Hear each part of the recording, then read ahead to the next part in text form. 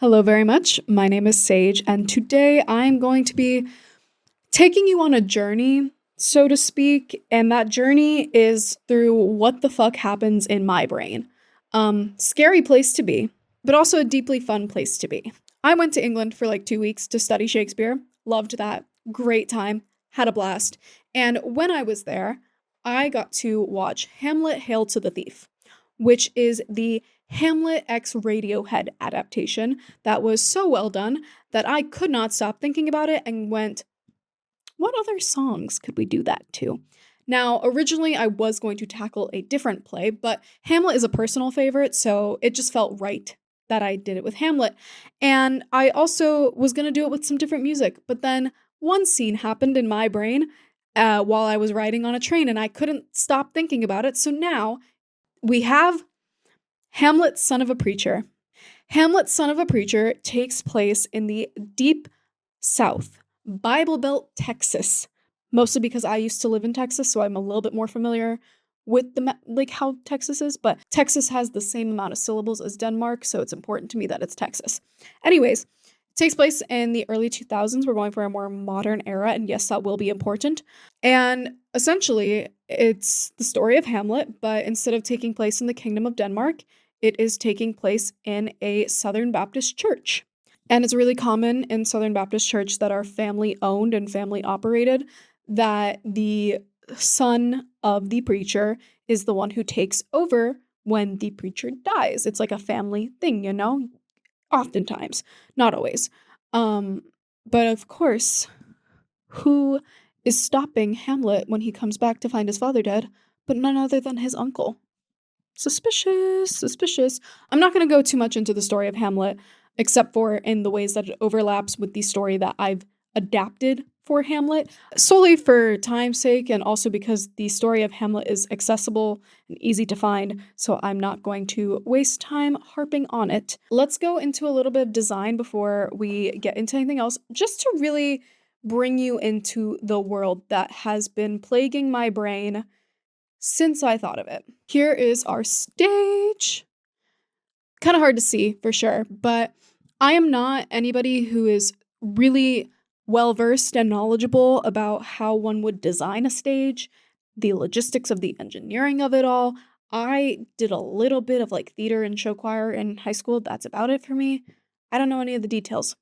So I don't know how possible most of this would be, but this is how my brain likes to see it. So it is modeled after a Southern Baptist church. If you've ever seen Sinners, kind of a similar church style to that, very white wood, very simple, just kind of simple vibe overall. Some lanterns. The pews down here are actually modified pews, not made out of real wood because they need to be lightweight enough for people to pick up because the actors can pick them up and move it if they need to.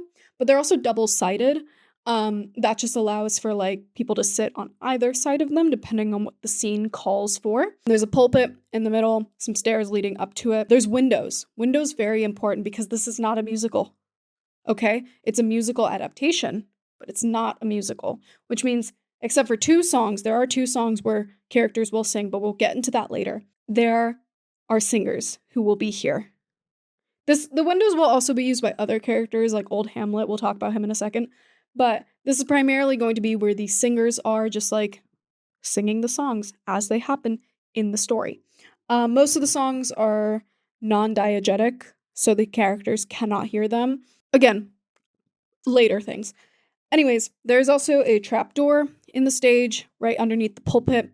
Will be important for later. Another detail about the stage that I haven't detailed out too much, but I got the idea from my friend Katrin in my class. Thank you, Katrin. She told me that she thinks that a woods set would be good for some of the scenes, and I was like, yo, that's so true, actually. I kind of love that idea, because a church set doesn't make sense for the entire events of the play. So the wooden paneling of the back wall, they operate as blinds. You know how blinds, when you flip them one way, they can have like a design on one side, and then you flip them the other way, they'll have a design on the other side? Yeah, so on the other side of the church set is a forest design. So then moving on to the characters, very plain characters. I do not want them to look like Southern stereotypes, first of all. Very important to me that they're not in like fucking Party City Halloween costume versions of what a Southern person wears, especially in the early 2000s. We're doing just realistic outfits because, again, I grew up in the South for basically my whole life, and I'm so tired of seeing the stereotypical outfits that these people would wear. I'm over it. I'm over it. We're being realistic here. So going into costuming it a little bit more, obviously for most characters, like it's going to be just very simple jeans, t-shirt, maybe cowboy boots. But there are 3 characters who are going to look purposefully very different. First one is Horatio. So here is the design for Horatio. I'm not a great artist, but that's kind of my rendering. For me personally, and like the way that I view the story in this adaptation, my dream would be to have a non-white, non-cis person playing Horatio, because I think it makes sense with the greater context of the story and Horatio being an outsider in this story, which I will talk more on later. But that's just me personally. So he dresses very much more like early 2000s emo kid. Kind of, not like fully emo though, kind of think of like what Gerard Way would wear when he wasn't on stage, where just like the jeans are a little skinnier than everybody else's. Whoa. That's Horatio's vibe. Ophelia also is another character who she gets some costume changes. And she's very simply dressed for the most part, again, jeans, t-shirt. She's got her hair like half up, half down, very nice, clean, plain looking girl. She's not like Hollywood beautiful. She is a beautiful girl, but a normal looking girl. Okay? The times that she doesn't look like a normal person, though, are when she's insane, where she's kind of got her hair very messy. She looks a little dirty, probably, because she's like been playing in the forest. In that moment, she is going to be wearing a long white gown. There is a specific name for the type of dress that I'm talking about. I don't remember what it's called. These dresses kind of look like wedding gowns a little bit, like very simple wedding gowns to me. And I think that's very important when we talk about Ophelia and her madness, and we'll get more into her madness later. The other character who looks different is going to be none other than old Hamlet. Since he's a ghost, the way I chose to portray that is he gets to wear a deer skull. Deer in the Bible tend to represent innocence and piety, and I think it works really well to kind of have old Hamlet be a contrast to that because he is an angry, vengeful ghost. So I think that it kind of provides contrast, but also with it being a deer skull instead of just a deer head, it provides death imagery. The rest of the characters are pretty basic looking. You got Hamlet. Again, I'm not a great artist, but Hamlet just looks like a regular dude. Claudius. Now, Claudius, I actually really like this design. Again, not a great artist, but I really like this design for Claudius because it's actually based off of this one photo of, I think, Brad Pitt, where he just looks menacing to me. And that's kind of the vibe that I want, is I want somebody who's like a little attractive in like a sleazy way that also is like menacing and kind of scary.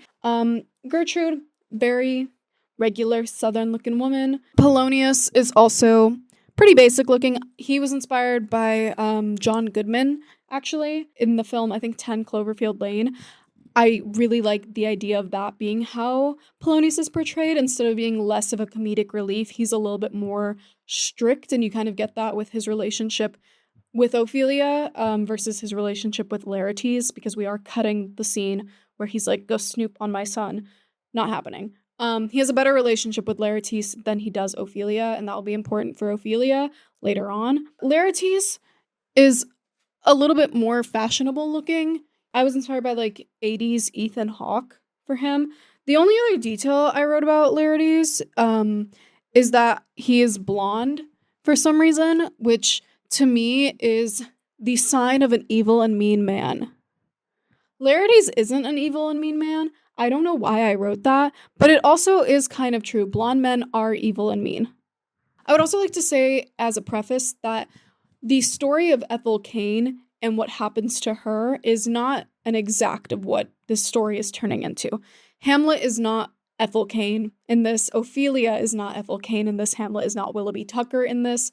There's no actual, like, direct correlation of, like, each character to a character in the Ethel Cain story. It's just that the music in Ethel Cain's story can work as a storytelling device in other stories as well. There's a little bit more expansion into Ethel Cain's discography as a whole. That's why it's an adaptation of both Hamlet and her music into a new form on its own. So with that, let's get started. The very first song that plays is August Underground. That is the song used for Old Hamlet and the ghost scenes. It felt very important to me that I used this song because it's like supposed to be the sound of murder and death in this song. You know, in the actual story of Ethel Cain, this is literally her dying and getting murdered. So I felt that this was a very good song choice for our good old Hamlet. So I really like the idea of using that song to kind of emphasize his anger and his, like, eeriness. Like, you kind of feel him before you even see him. The next song is Family Tree Intro. Now, I was very inspired by Hamlet, Hail to the Thief in this. They did several songs in it where it wasn't actual moments in the play. It was like things they adapted for their version. I really liked that idea.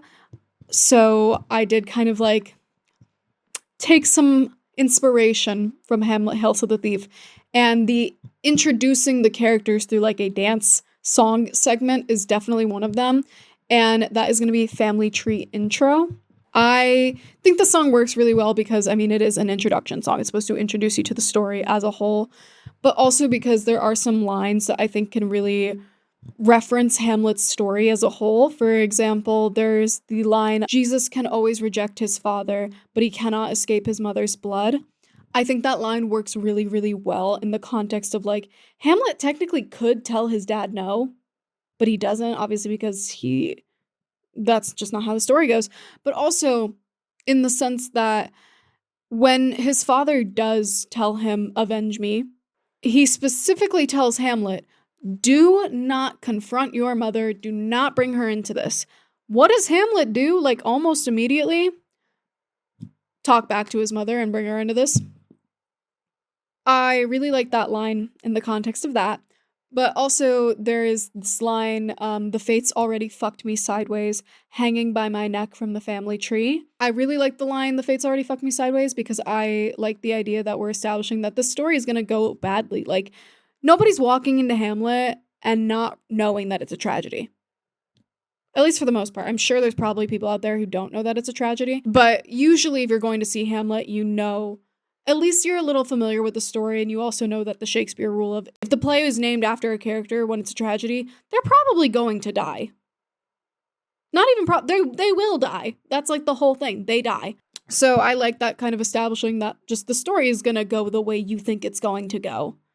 Even if we're in a new time period, a new world, it's going to go the same way that you're expecting it to go. And then I also like hanging by my neck from the family tree because it is a familial issue that causes all of this to happen and causes Hamlet to eventually die.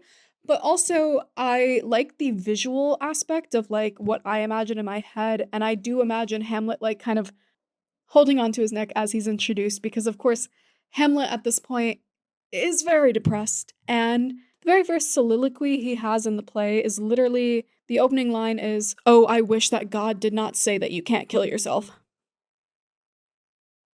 So I like the idea that he feels like he's already a hanged man. That's just the way that we establish the story.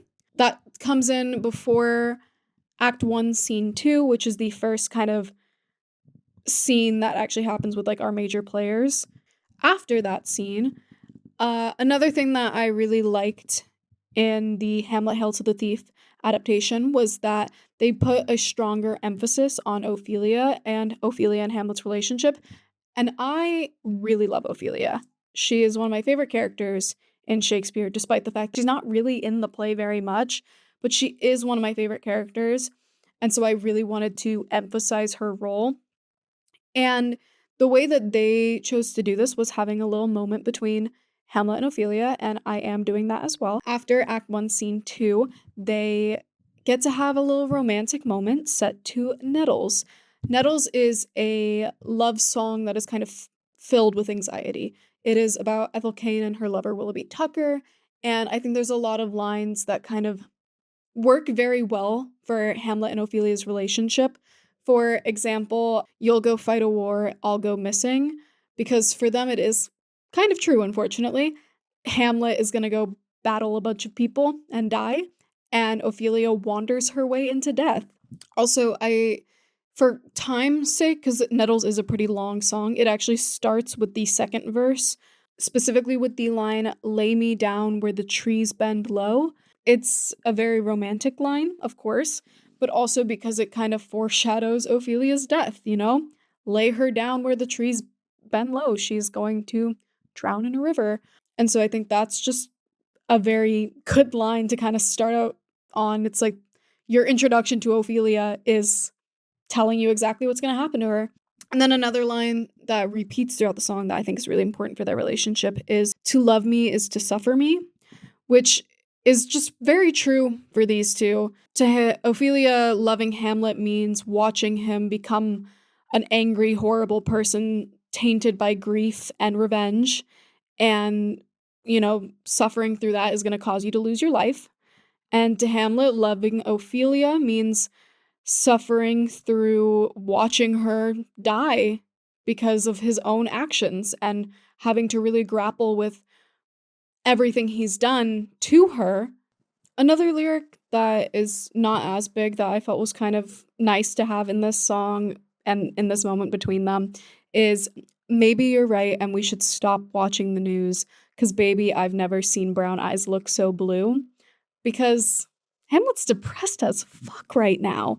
Ophelia knows that. She knows that his father just died. She knows he's depressed as fuck. She's like, "Hey, maybe we should escape from that for a little while." And that's kind of what the moment on its as a whole is supposed to be, because it's just them having a sweet moment. They're dancing together, very romantically embracing one another. Like, he's still sad, but this is a moment of escape for him. And I like the idea that that's kind of who Hamlet and Ophelia have always been to each other.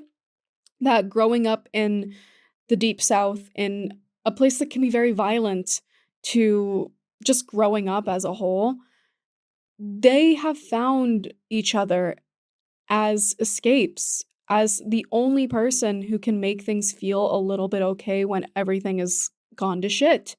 And so that's kind of what makes it so much worse when they cannot be that escape for each other anymore. When they are forced to confront reality, forced to sit there and deal with things. And it's almost funny because they are forced to sit in reality while going insane.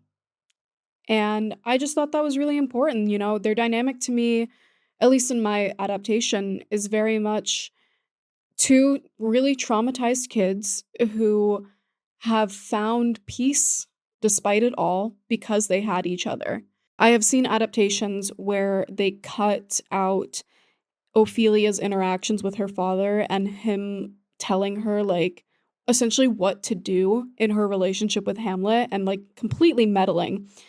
And I really think it's important to keep that in, at least within the context of how this story is set up and the world I'm putting the story in. Because for Ophelia, women have historically not been treated very well in the Deep South. And I think it's really important to show that she has a strained and tense relationship with her father, but that she still loves him and she still is willing to do what he says because that's her dad. She loves her dad.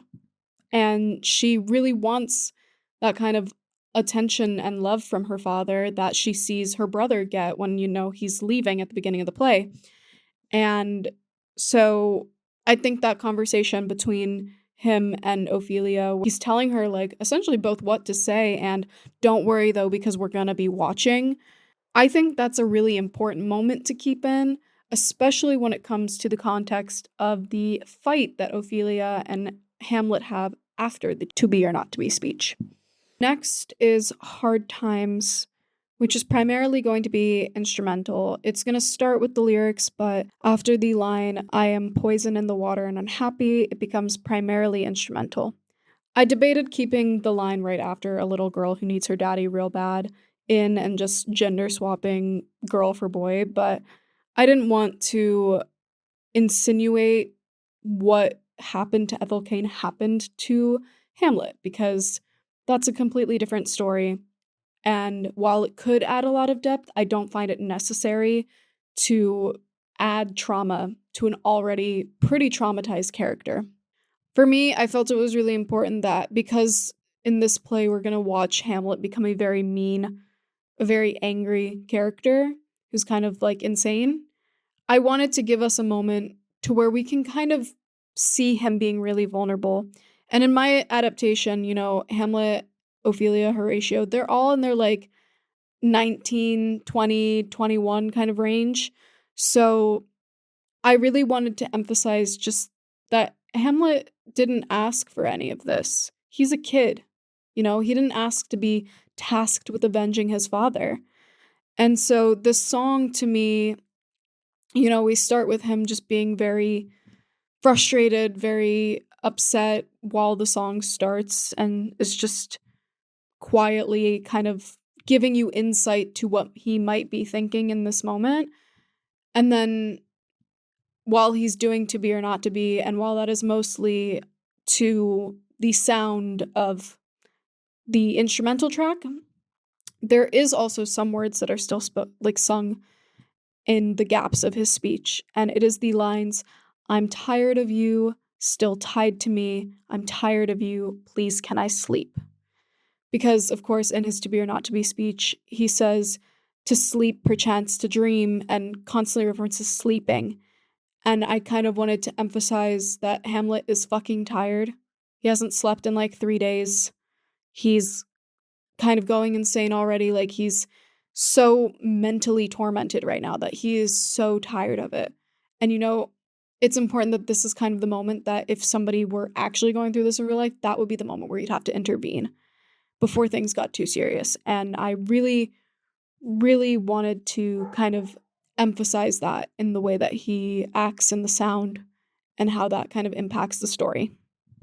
He doesn't really have moments of quiet sadness and genuine grief in front of other people. Usually it's in front of the audience. And so I think really emphasizing how genuinely sad and like that moment of caring and deepness, sadness, um, really makes it hit that much harder when Ophelia's response to him is some shit her dad told her to say. And she's returning his jacket. The remembrances in our case is Hamlet's jacket, not actual letters, for no reason other than I just think it's more poignant. Now, in my brain, I think that because it's supposed to be implied that that jacket is Hamlet's father, like it was a hand-me-down from his dad. Don't know how to like put that in the story without making a whole thing, so it's just in my brain, but you get to know it too now. So yeah, I think it makes that moment between them so much more understandable why he feels so betrayed, because he loves her so deeply. And he just told her, hey, I don't know if I should stay alive or if I should kill myself. And she just goes, anyways, here's your jacket back. Bye. And I want to make it a little bit more understandable why Hamlet blows up on her so crazy style. Not that you're supposed to sympathize with him. I mean, you can sympathize with him, but you also shouldn't be like, oh wow, no, he's so right for doing that. No, he's not. No, baby, we need to learn how to communicate in this house. Next is Two-Headed Mother. This song is totally instrumental, and it's just used as kind of an interlude when we're moving from scene to scene. It takes place right after Hamlet has his little moment of saying, oh, I'm gonna prove Claudius is guilty through this play that I'm gonna put on. And so it's kind of a moment of Hamlet and Claudius sizing each other up. I chose this song primarily because it's almost trance-like in sound. it's still very intense and there's kind of a darkness to it, but it's very trance-like, and I wanted that to kind of be how they move with each other and against each other. When we're talking about Hamlet and Claudius, Claudius is still his uncle. So there's still a level of love and care that Hamlet would have for him, but it's also makes it a stronger betrayal. And so I think he's trying to act like he doesn't love Claudius. He's trying to act like it doesn't affect him that this is the man his uncle turned out to be. But it does. It does affect him. It does make him sad. And then for Claudius, he's watching his nephew, who he kind of partially helped raise, turn on him. And there's a lot of anger in that for sure from him, and a lot of suspicion over Hamlet as well. Because, I kind of see Claudius as like he's the character who probably took Hamlet hunting for the first time. He was there a lot for Hamlet growing up. And so I just think it's important that they have that moment to just kind of look at each other and acknowledge each other and go, we're not coming out of this. This has forever changed how we see each other. And while we can hold on to that way we used to see each other for a little bit, we cannot hold on to it forever. The next song is Owenist. This is the one that comes off the Perverts EP. It is a totally instrumental track, except for a couple words towards the end. And this song is used for the bedroom scene. Now, at this point, Hamlet has kind of really become an angry, angry man. And that's very important to me for him to be portrayed that way, because with the way his father acts when you see him as a ghost and the fact that he speaks in this scene, I want Hamlet and old Hamlet to be foils of one another, to be a reflection of each other, where Hamlet has kind of become the angry man his father was. And for Gertrude, his mom, there's a level of fear in that, because it's probably not nice to be married to an angry man. And I mean, she does marry Claudius really quickly after her husband dies. So there is a level of her not really loving her husband as much as she should have, probably, or as much as she might have, or as much as Hamlet might have thought she would have. And so I think there is a level of fear there for her, obviously, other than just Hamlet is being kind of fucking crazy right now. She's obviously also probably broken up about the fact that she's seeing a reflection of her dead husband yelling at her about all this. And there's kind of a real grief and a real horror in that as well. I also quite like there's some lines at the end, and they won't be very audible to the audience because they are pretty hidden in the music, but there's some lines at the end in the song that are taken from Dante's Inferno at the beginning before he goes into hell. And I really like that being included because it is this moment for Hamlet where he kills Polonius and really kind of starts his full descent into he's completely lost it, he's going to lose his life, and whether or not he goes to hell is not on me to decide. But he does murder somebody in this scene. So the next song is the one that inspired me to do this project entirely. Something that Hamlet Hail to the Thief did that I was very inspired by was give us Ophelia's death scene. In the original text, Ophelia is not given a scene. She dies off screen. And I was always kind of upset by that because I love Ophelia, very important character to me.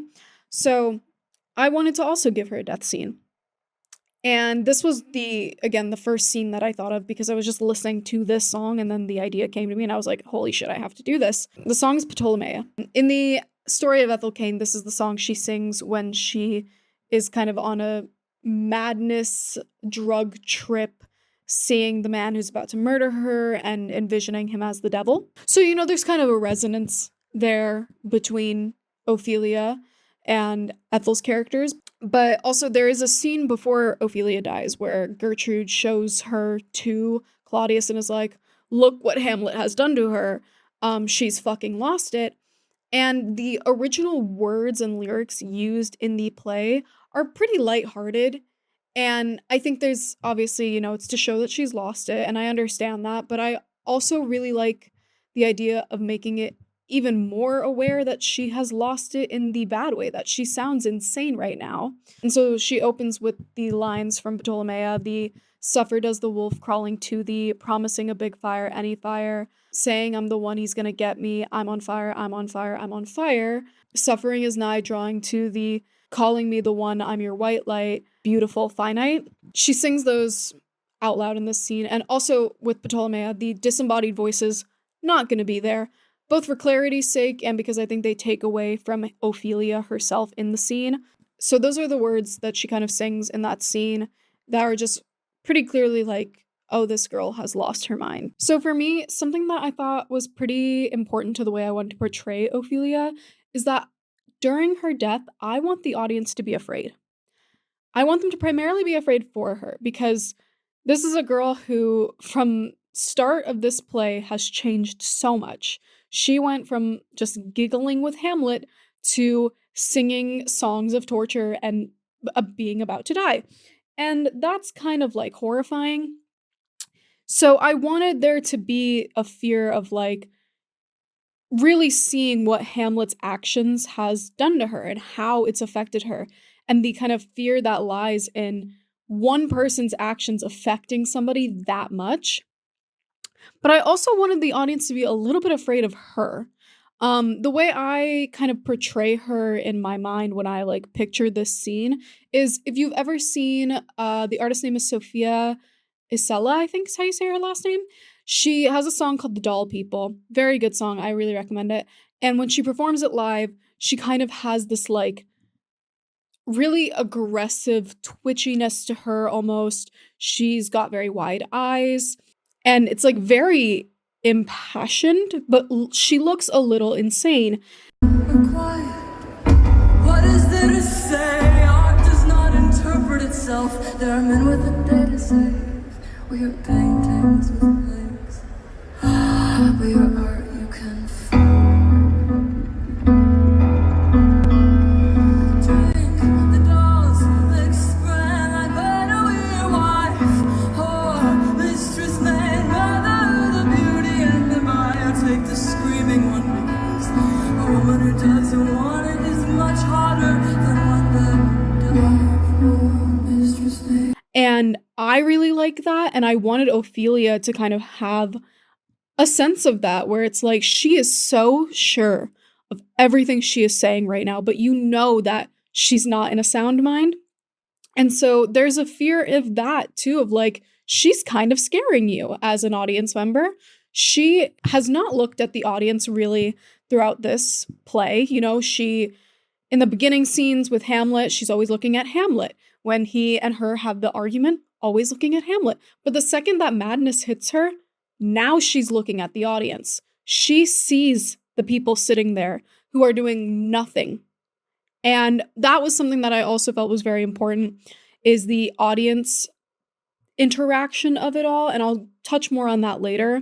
Most of the characters don't interact with the audience in this play. You know, there's obviously moments where an actor would interact with the audience, just to kind of bring them into the story. But for Ophelia, I don't want her to have any of that until these moments where she has lost her mind, where she is seeing the audience who did nothing to stop her from losing her mind or save any of the people around her, and feeling kind of insane by that. For her actual death scene, she starts off kind of just walking onto stage, just looking at people, acting weird, a little insane, staring at people. I really like the idea of her just like kind of wide-eyed staring at people, like very like possession kind of vibe. And she has this moment where she just kind of snaps to it, and it's when the heavier sounds of Ptolemy begin playing as she starts to sing, "Even the iron still fears the rot, hiding from something I cannot stop, walking on shadows I can't lead him back," which is going to reference her relationship with Hamlet. And then, "Buckled on the floor when night comes along, daddy's left and mama won't come home." I really like that line, obviously just because her dad's dead now, and her mom is never mentioned in the play, and so for her to be saying, "Oh, my daddy's left and my mommy won't come home," kind of adds to this, like, she's not really all there thing, and also really implicates Hamlet in her death and madness because her dad died because of him and she's gone insane because of him. And I really want it to be stressed that her madness is Hamlet's fault. She dies because of Hamlet. So instead of the disembodied voice that continues to happen, there's like a gap in the music there if you take that out. That is just long enough for Ophelia to hit you with the to be or not to be. That is the question. Now, I haven't fully scripted it out, but what I intend to do as I have scripted out pieces of it is the lines in which Hamlet is like talking about life, where he's like, is it better to live even if you are living in fear? Those lines are primarily cut. The lines that Ophelia says are primarily the lines of like, it's cowardly to just sit in life instead of actually just dying because you're afraid of the great unknown. Because something that I want to choose for Ophelia and her portrayal in this is while her death is very ambiguous in the original play of whether or not she killed herself or just fell because she was insane, I wanted to give her the agency to choose death. However, that is very misguided agency. She is still mad. There is a level of how much agency can somebody have if they are not of sound mind. And so I wanted that aspect to be a part of it. Like she is actively choosing to end it, but at the same time, she still wouldn't make that choice if she hadn't lost her mind because of Hamlet. So then the next lines are, what fear a man like you brings upon a woman like me? Please don't look at me. I can see it in your eyes. He keeps looking at me. Tell me, what have you done? These lines make less sense given that she's like completely alone on stage, but that's also why I think they're really important for her to say, because the tell me, what have you done, and Hamlet's growing anger throughout the play kind of is a big part of her mental break. And so I think that just really adds to the subsequent death and madness that she has. And then, of course, the infamous part of the song is the stops and the screams. This is the moment where Ophelia is really looking at everybody, in the audience. She is glaring people down, just like with each stop, she's like looking and like head whipping back and forth. And then for the last one, when she screams, I mentioned there being a trapdoor on stage. She stands on that trapdoor, arms out, and she screams as she falls back. And that is her death. Clearly, I have thought a lot about this one. This was, again, one of the most important scenes to include for me, and also the very first scene that I had the idea of doing this entire thing about. So, also, after she falls into the trapdoor, the heavy guitar sounds of like these really intense guitar chords are playing. Those still play. Obviously there is no like disembodied voice happening anymore, but those still play on for just a couple moments to really force the audience to sit with the fact that they just watched this girl kill herself. And just think about that for a second and really have to face like the fact that the stage is just completely empty now. So the next song that plays is also going to be the only other song that is sung by a character within the stage production, and that character is Hamlet, and the song is Family Tree. In this context, it is Hamlet preparing for the duel with Laertes. So it's kind of a transitional song. Not only do you have a moment of Hamlet singing, but then there's also like these moments where the music is very impactful and like swelling. That is going to be movement going on the stage of like different people. So some of the important lines that are Hamlet's to sing is, I'm just a child, but I'm not above violence. My mama raised me better than that. When the preacher talks, that man demands his silence, and daddy said, shoot first, then run, and don't look back. Obviously, the preacher is now Claudius, not his father anymore. But I just really like the parental references there and the shoot first and run and don't look back. Let me tell you something that is so deeply important to me. I am setting this in a more modern era. It could be done with a knife, okay? Realistically, if a battle like this was happening and they didn't want somebody to potentially die, they would not choose a knife because a knife too easy to accidentally kill somebody. So instead, because this is taking place in the year 2000 or in the 2000s, they're using a BB gun. Yeah, they're using a BB gun, except it's not a BB gun because Claudius switches the guns. Now, I have my prop gun here. This has been sitting to the side. This is not real. Prop guns, as you can see, have something like that, a little red stripe, or usually they'll have like a cap around the front. BB guns also have this usually. So what I envision for this is that they are supposed to use a BB gun, but obviously Claudius is switching the BB gun for a real gun. And all that really means in terms of how he would do that on stage and really show that to the audience is prop gun like this has bright red orange cap on it. He shoves it in his suit jacket, literally just peels that shit off and then pulls it out. So it's still a prop gun, but for the sake of the narrative, he has just switched the gun for a real one. Because in my version, instead of dueling, they are wrestling, and whoever gets to the gun first gets to shoot it at the other person, and if they shoot it at the other person, then they win. When Hamlet gets shot, which in the context of the story would be when Laertes stabs him, there is a moment where he's supposed to not know that he's that he's marked for death now, because obviously in the original play, it's, yes, he gets stabbed, but he doesn't know the knife is poisoned, and it's the poison that really takes him out. We're just kind of scrapping that for this because I think that with the way I have characterized Hamlet in this and the way that I would choose to direct his actions, this is a character who he does not give a shit if he's about to die. He's gonna go down swinging. So yeah, that's just my take on the whole gun of it all. Another line in Family Tree that I really, really like is, "I've killed before and I'll kill again. Take the noose off, wrap it tight around my hand."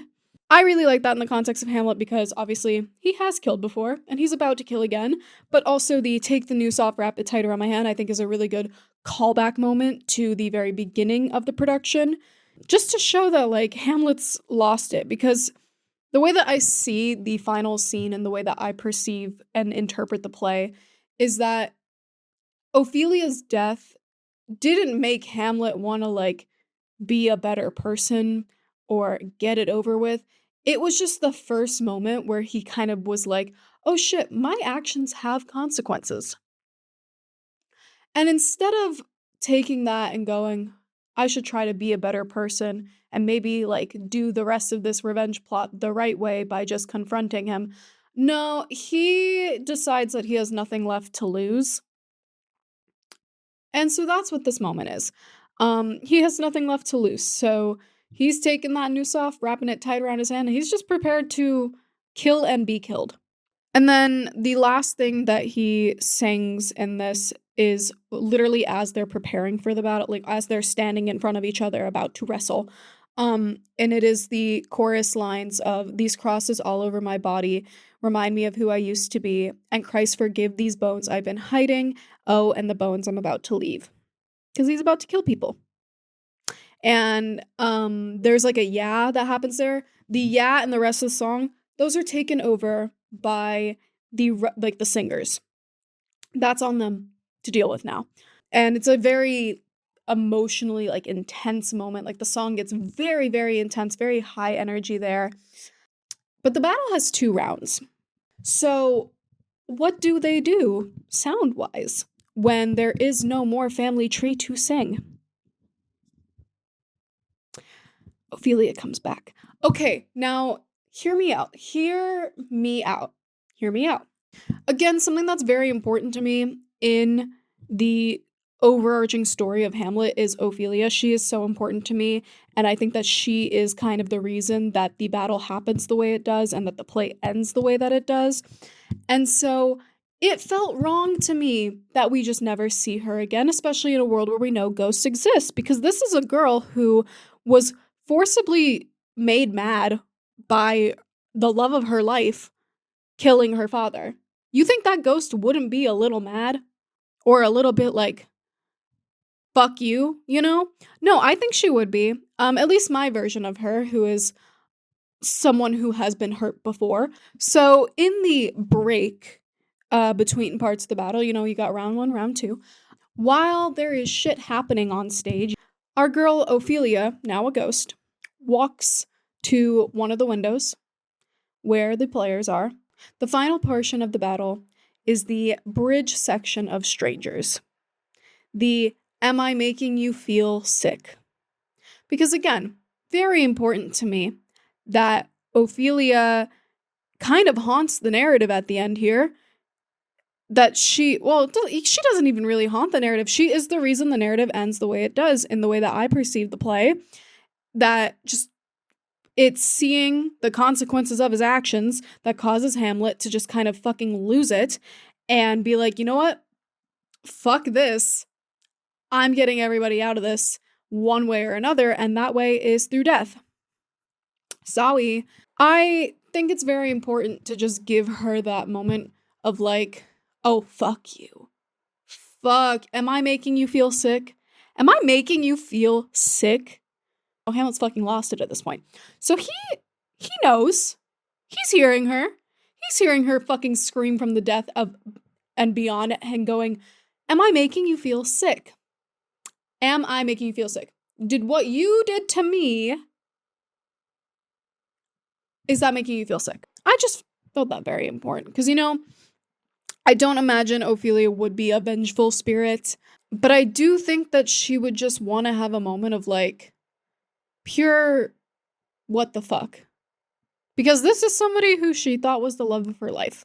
And there is a lot of grief in that I don't think gets explored well enough in the play. So I want to give her that moment to kind of explore that. And that's how I chose to do it. Also for the dramatics of it all. I think the dramatics of it all is very important. The last song is the Hamlet death song and Horatio speech song, which gives me an opportunity to talk about Horatio, who I love. So Horatio, in my eyes, is kind of an outsider throughout this entire story and all of its events. And that kind of being where guilt stems from him, in being that he didn't stop anything. He was on the outside the whole time. He was Hamlet's closest confidant, and he didn't do shit to stop Hamlet from losing his mind or killing a bunch of people. So I think that Horatio has a level of like kind of guilt from that. But going back to the audience interactions, when Hamlet dies, in the original text, Fortinbras comes in and is like, we're taking over. Also, that's really sad that Hamlet died, but we're taking over, low-key.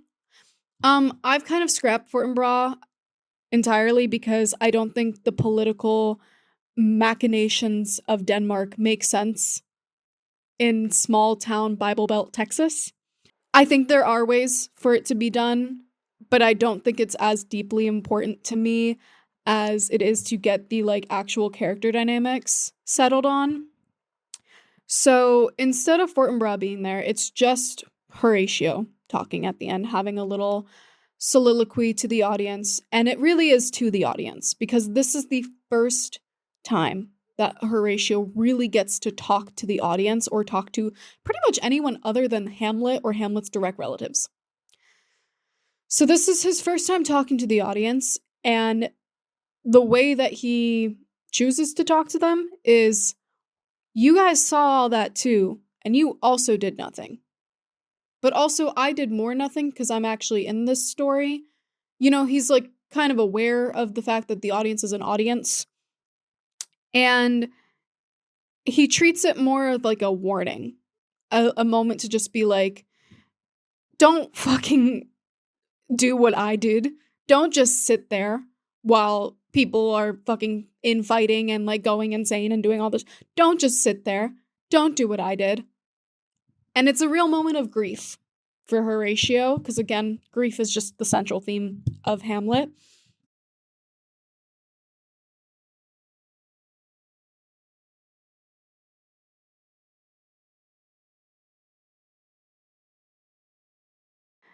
To this, I chose to set it to televangelism. Televangelism is one of the most beautiful songs in Ethel Cain's discography, and in my opinion, is one of the best, most emotional songs ever written. It is a song that when it comes on, I cannot do anything. Like, I have to stop everything I'm doing to just sit there and listen.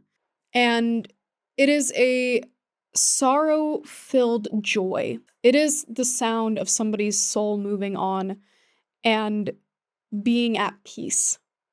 There is a sadness of the loss of life and having to move on. But there is also peace in that, in knowing that you will be at rest.